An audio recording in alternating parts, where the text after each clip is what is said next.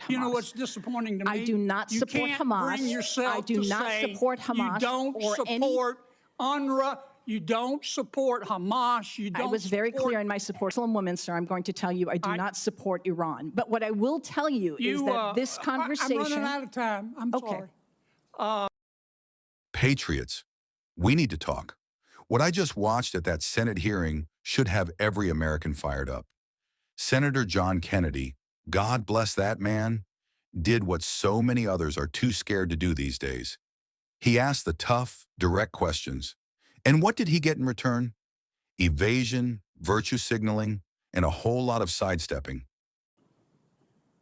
And according to your website, you're also, I'm going to quote here, a longtime Democratic Party activist who served as a member of the 2016 Democratic National Convention's Platform Standing Committee, close quote. Is that correct? That's correct. Okay. You support Hamas, do you not? Senator, oddly enough, I'm going to say thank you for that question because it demonstrates the purpose of our hearing today in a very effective way. Let's start first with a yes or no. Hamas is a foreign terrorist organization that I do not support, but you asking the executive director of the Arab American Institute that question very much puts the focus on the issue of hate in our country. Well, I got your answer, and I appreciate it. What is the, you support Hezbollah too, don't you?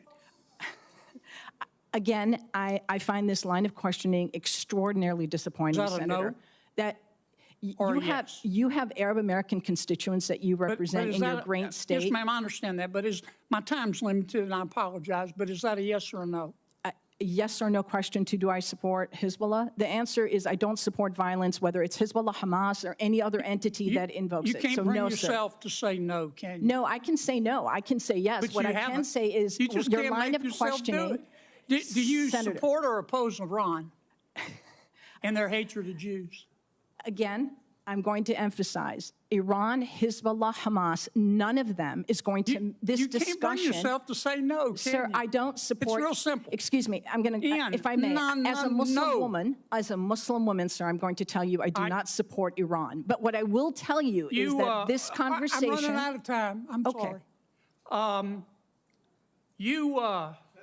You called our decision to cut funding.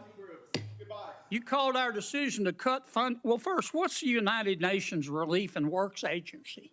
It's UNRWA, which is the institution that exists to provide services and aid to the nearly 6 million Palestinian refugees. And you called our decision to cut funding for them, quote, an incredible moral failure, close quote. That is absolutely correct. But again, I would suggest that conversation is about foreign policy. We did that because 9 UNRWA staff members were fired for actually helping Hamas on October 7th. Isn't that the case? I don't believe that that's correct in terms of... Let me ask you one more time. You support Hamas, don't you? You support UNRWA and Hamas, don't you? Sir, please. I think it's exceptionally disappointing that you're looking at an Arab American witness before you and saying you support Hamas. You know what's disappointing to me? I do not support Hamas. I do not support Hamas. You don't support UNRWA. You don't support Hamas. You don't. I was very clear in my support for UNRWA. Hezbollah, and you don't support Iran. You should hide your head in a bag.